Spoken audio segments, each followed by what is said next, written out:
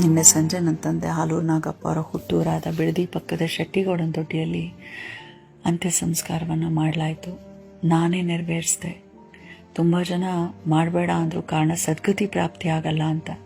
ಆದರೆ ನಮ್ಮಪ್ಪ ಯಾವಾಗಲೂ ಹೇಳೋರು, ನಾನು ನನ್ನನ್ನು ನನ್ನ ಅಕ್ಕನಿಗೆ ಹೇಳ್ತಿದ್ದಿದ್ದು ಮಾತಿದ್ದು, ನಿಮ್ಮಿಬ್ಬರನ್ನ ಗಂಡು ಮಕ್ಕಳ ಥರ ನಾನು ಬೆಳೆಸ್ತಾ ಇರೋದು, ಗಂಡು ಹೆಣ್ಣು ಅನ್ನೋ ಭೇದ ಭಾವ ಇಲ್ಲ ಅಂತ.